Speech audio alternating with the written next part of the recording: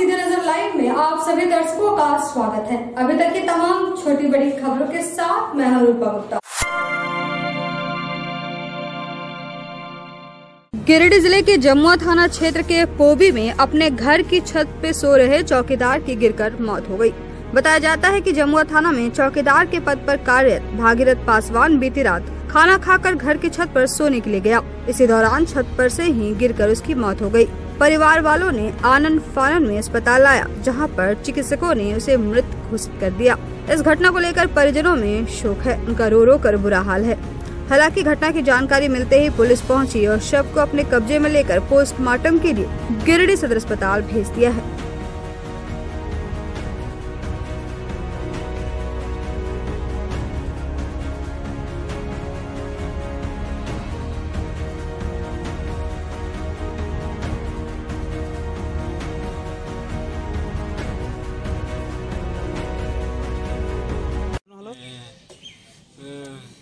रात में सोया था, हम लोग घर में थे सोए, पता नहीं कैसे गिर गए। कोई ने देखा, मम्मी देखी, कुछ देर के बाद देखी। रात को 3:30 बजे हॉस्पिटल में पता चला। रास्ते में पता चला, हॉस्पिटल में शायद पता चला। बराती करने नहीं गए थे ना, कहीं नहीं।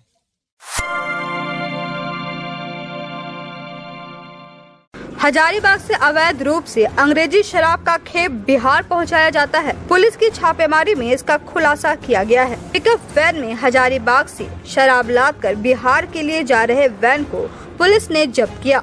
इसके बाद ड्राइवर को भी गिरफ्तार किया गया। वैन में लदे 3.5 लाख रुपए मूल्य के शराब को पुलिस ने बरामद कर लिया है। बताया गया कि एक पखवाड़े पूर्व भी बिरनी थाना क्षेत्र से पुलिस ने ट्रक भर लदे लगभग 20 लाख रुपए मूल्य के शराब के साथ ट्रक व चालक को गिरफ्तार किया था। उस समय भी हजारीबाग से बिहार के लिए शराब ले जाया जा रहा था। इधर बगोदर पुलिस ने बुधवार की रात को गुप्त सूचना के आधार पर छापेमारी कर भारी मात्रा में अवैध अंग्रेजी शराब को बरामद किया है। मामले में पिकअप वैन को भी जब्त किया गया एवं उसके ड्राइवर को गिरफ्तार कर जेल भेज दिया गया। हजारीबाग से पिकअप वैन में शराब लादकर बिहार के लिए ले जाया जा रहा था। इसी दौरान पुलिस ने हरिहर धाम के पास वाहन चेकिंग अभियान चलाकर वैन को जब्त किया। इस संबंध में गुरुवार को बगोदर थाना में आयोजित प्रेस वार्ता में एसडीपीओ नौशाद आलम ने बताया कि गुप्त सूचना के आधार पर यह कार्रवाई की गई है। बताया कि वैन में अवैध शराब लादकर बिहार ले जाने की गुप्त सूचना पुलिस को मिली थी। पुलिस ने टीम गठित कर यह कार्रवाई की है। बताया कि पिकअप वैन में विभिन्न ब्रांड के लगभग 3.5 लाख रुपए के अंग्रेजी शराब लदे थे। बताया कि पुलिस आगे की कार्रवाई में जुटी हुई है। छापेमारी अभियान में थाना प्रभारी नीतीश कुमार, संतोष मौर्य, अजय कुमार सिंह शामिल थे। बहुत दिनों से सूचना प्राप्त हो रही थी कि हजारीबाग रोड से अवैध शराब की तस्करी की जा रही है। कल भी एक सूचना प्राप्त हुई थी, जिसके सत्यापन में बगोदर थाना से एक टीम गठित करके विधिवत कार्रवाई की गई। वाहन जांच लगाया गया। वाहन जांच के क्रम में एक बोलेरो पिकअप पकड़ाई है। उसमें लगभग 3-3.5 लाख रुपए के लगभग का अवैध शराब बरामद हुआ है और साथ ही उसके पिकअप के चालक की गिरफ्तारी हुई है। कहाँ से कहाँ ले जाया जा रहा है? हरिहर धाम में हुई है। ये हरिहर धाम में ये हुआ है घटना और इसका अभी तक जो जांच पड़ताल आया है, इससे यही लग रहा है कि बिहार साइड इसको ले जाया गया है। एक गिरफ्तारी हुई है चालक की। त्रिस्तरीय पंचायत चुनाव के दूसरे दौर की जिला परिषद की स्क्रूटनी प्रक्रिया गुरुवार को समाप्त हो गई। इसकी जानकारी समाहरणालय परिसर में जमुआ प्रखंड के निर्वाची पदाधिकारी सह डीआरडीए निदेशक आलोक कुमार ने दी। बताया गया कि जिला परिषद के दूसरे दौर की स्क्रूटनी में एक भी प्रत्याशियों का नामांकन वापस नहीं हुआ है और न ही किसी कारणवश रद्द करना पड़ा। कहा कि देवरी, सरिया व गांवा प्रखंड से कुल 70 प्रत्याशियों ने जिला परिषद पद के लिए नामांकित किया था। इसमें से सभी 70 प्रत्याशियों का नामांकन पत्र स्क्रूटनी के दौरान सही पाया गया। सभी अभ्यर्थियों के नाम निर्देशन पत्र में सही पाए गए हैं, जिसके बाद हम लोगों के द्वारा सभी प्रत्याशियों का नाम सूचीबद्ध तरीके से तैयार कर जिला निर्वाचन पदाधिकारी को भेज दिया गया है। बताया गया कि चुनाव से संबंधित आगे की प्रक्रिया अब की जाएगी। मौके पर स्क्रूटनी से संबंधित कई कर्मी मौजूद थे। प्रखंडों का उसमें गाँवा, तीसरी और देवरी 3 ब्लॉक मिलाकर 70 नाम निर्देशन पत्र अभ्यर्थियों के द्वारा दायर किया गया था। उसकी स्क्रूटनी की गई थी और स्क्रूटनी में 70 नाम निर्देशन पत्र सही पाए गए। कोई भी ऐसा नहीं था जिसमें कि पेपर्स नहीं होने की वजह से उनको रिजेक्ट किया गया और सभी विधि मान्य नाम अभ्यर्थियों को अभी हम लोग प्रपत्र साथ में उसकी सूची बना करके मेल फीमेल करके राज्य निर्वाचन आयोग को जिला निर्वाचन पदाधिकारी के माध्यम से हम लोग प्रेषित करेंगे। गिरिडीह के तीसरी थाना इलाके के चंदौरी बाजार के रहने वाले नरेश साव के घर में राहुल कुमार नामक युवक ने शादीशुदा प्रेमिका को जबरन ले जाने के लिए प्रेमिका के घर पर गोली चला दी। हालांकि आरोपी युवक की प्रेमिका नाबालिग बताई जा रही है, लेकिन प्रेमिका के नाबालिग होने के बाद भी 2 माह पहले ही दोनों ने तीसरी में भागकर शादी की थी। इसके बाद नाबालिग के पिता ने तीसरी थाना में आवेदन दिया था, जिसके आधार पर तीसरी थाना पुलिस ने दोनों को पकड़ कर लाया और नाबालिग को उसके माता पिता को सौंप दिया। इस घटना के करीब 2 माह बाद आरोपी युवक राहुल कुमार अपनी शादीशुदा प्रेमिका को लेने बुधवार की देर रात उसके घर पहुंचा। जबरन ले जाने के क्रम में युवक ने गोली फायरिंग की। फायरिंग के दौरान गोली का छर्रा प्रेमिका की 80 वर्षीय वृद्ध नानी दुलारी देवी के पेट में लग गया। बुधवार की देर रात हुई घटना के बाद दुलारी देवी को सदर अस्पताल इलाज के लिए लाया गया, जहां देर रात को ही दुलारी देवी को बेहतर इलाज के लिए धनबाद की असरफी हॉस्पिटल भेजा गया। फिलहाल दुलारी देवी की हालत चिंताजनक बताई जा रही है। बताया जा रहा है कि गोली चलाने वाला आरोपी युवक राहुल कुमार बिहार के लखीसराय का है और वह वर्षों से चंदौरी में राजमिस्त्री का काम करता था। कई राजमिस्त्री अपने अंदर काम करवाता था। राहुल कुमार पीड़ित के घर में राजमिस्त्री का काम किया था। इस दौरान बहला फुसलाकर किशोरी को 2 माह पहले लखीसराय ले गया था, लेकिन पिता व स्वजनों के प्रयास से लखीसराय पुलिस की मदद से बेटी को घर वापस लाया गया। लखीसराय पुलिस आरोपी को गिरफ्तार की थी, लेकिन बाद में आरोपी राहुल को छोड़ दिया गया।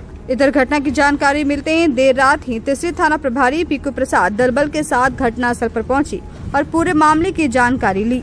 इस दौरान घटनास्थल में लगे सीसीटीवी कैमरे की फुटेज को भी खंगाला जा रहा है। इस संबंध में थाना प्रभारी पीकू प्रसाद ने कहा कि घटना में संलिप्त अपराधी की पहचान हो गई है, जिसे जल्द ही गिरफ्तार किया जाएगा। अली ब्रदर्स क्लब गुठिया की ओर से हाई स्कूल ग्रांड गुठिया में इफ्तार पार्टी का आयोजन किया गया, जिसमें आसपास के मुखिया और विधायक प्रतिनिधि सहित कई लोगों ने हिस्सा लिया। इफ्तार पार्टी का नेतृत्व आयूब और सर आजाद इमाम उल हक, नौशाद इमरान और गुठिया के नौजवानों द्वारा किया गया।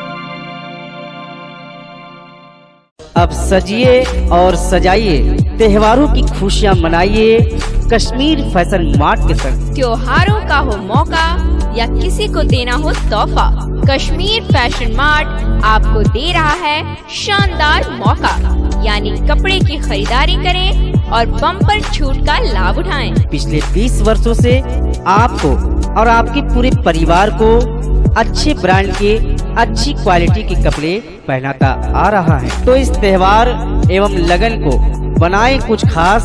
चले आए कश्मीर फैशन मार्ट के पास। Kashmir fashion mart, station road, near line Masjid, Giridih. त्रिस्तरीय पंचायत चुनाव के तीसरे चरण के लिए जिला परिषद सदस्यों ने अपना अपना नामांकन पर्चा निर्वाचन पदाधिकारी आलोक कुमार के समक्ष दाखिल किया। प्रत्याशी पूरे तामझाम के साथ अपने समर्थकों के साथ समाहरणालय पहुंचे। भाग संख्या 18 राजधनवार से अस्मिता देवी ने अपना पर्चा दाखिल किया। वहीं भाग संख्या 22 बिरनी से नारायण पांडे ने भी अपना नामांकन पर्चा निर्वाचन पदाधिकारी आलोक कुमार के समक्ष प्रस्तुत किया।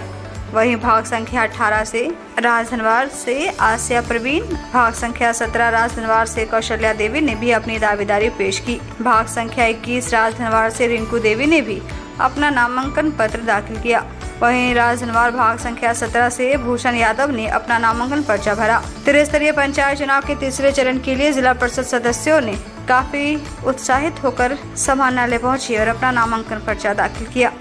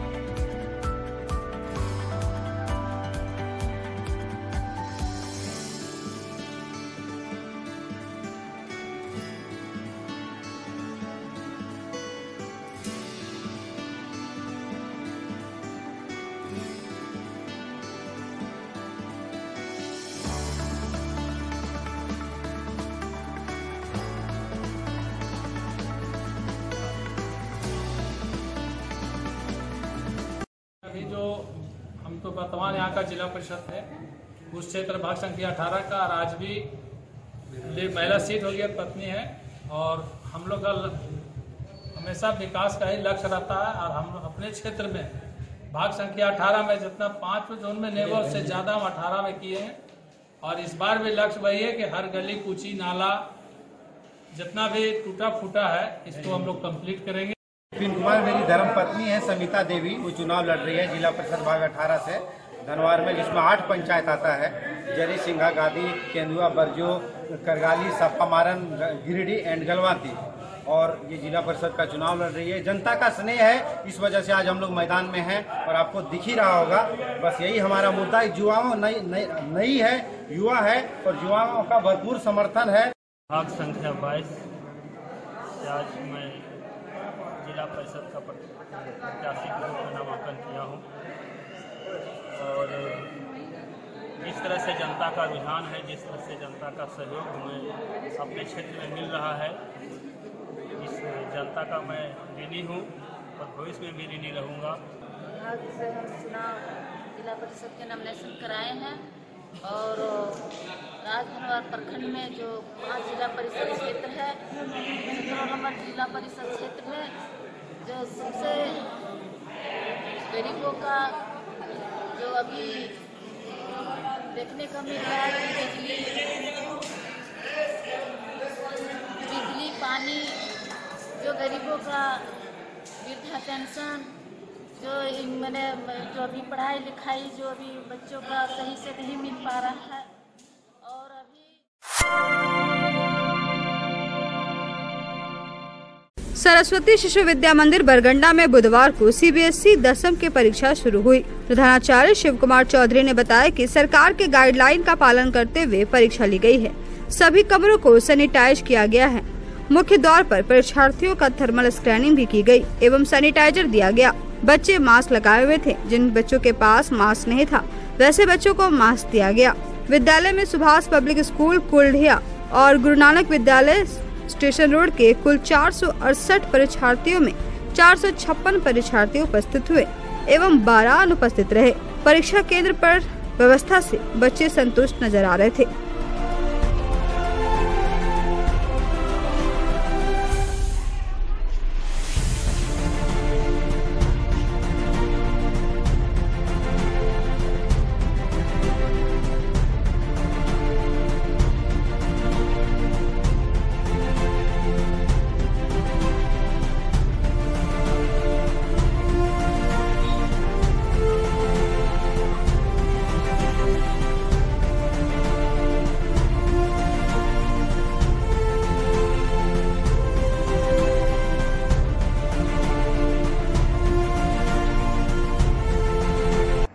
से सीबीएसई बोर्ड की परीक्षा प्रारंभ है। आज क्लास 10वीं की परीक्षा थी, जिसमें हमारे गिरिडीह क्षेत्र के गुरु नानक पब्लिक स्कूल एवं सुभाष पब्लिक स्कूल गिरिडीह के बच्चे भाग लिए थे। इसमें परीक्षा अपने निर्धारित समय सीमा के अंतर्गत प्रारंभ हुई। कुल भैया बहनों की संख्या जो थी, बच्चों की संख्या आज के लिए 468 संख्या थी, जिसमें 456 भैया बहन उपस्थित हुए और कुल 12 बच्चे जो है एब्सेंट रहे। परीक्षा के अंतराल जानकारी प्राप्त किए। भैया बहन बच्चे जो हमारे थे, किसी प्रकार की कोई कठिनाई उनको नहीं हुई। सेवक सेविकाओं के द्वारा पानी से लेकर के सभी प्रकार संसाधन लेकर के वहाँ पर उपस्थित रहते थे। बच्चे हंसते हुए परीक्षा भवन से बाहर गए हैं। उनके उज्जवल भविष्य की कामना करते। भारत सरकार द्वारा कोविड-19 का जो है पालन करके परीक्षा लेने का निर्देश है। उसके तहत सीबीएसई का भी निर्देश था कि विद्यालय में परीक्षा कोविड-19 का पालन हो, और उसको ध्यान में रखते हुए हम लोगों ने कोविड-19 का पालन किया और मुख्य द्वार से हमारे भैया बहन पूर्ण मास्क में, शिक्षक भी हमारे मास्क में, और जहां तक हमारे सैनिटाइजर का था तो एक दिन पहले विद्यालय परिसर को सैनिटाइज किया गया, दूसरे दिन प्रातःकालीन सैनिटाइज किया गया, और सभी भैया बहन को हमारे सैनिटाइज उपयोग करने के लिए प्रेरित भी किया गया। उस दूरी को बनाते हुए बच्चों की परीक्षा संपन्न हुई है। किस स्कूल से है?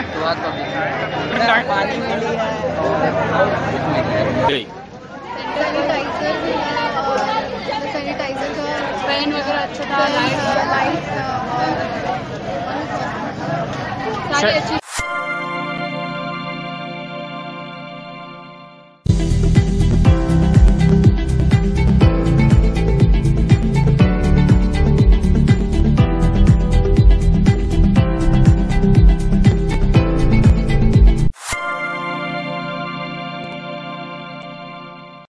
तो आज के इस अंक में बस इतना ही। हम फिर मिलेंगे अगले अंक में कुछ और खबरों को लेकर। तब तक के लिए दीजिए हमारी पूरी टीम को इजाजत। नमस्कार।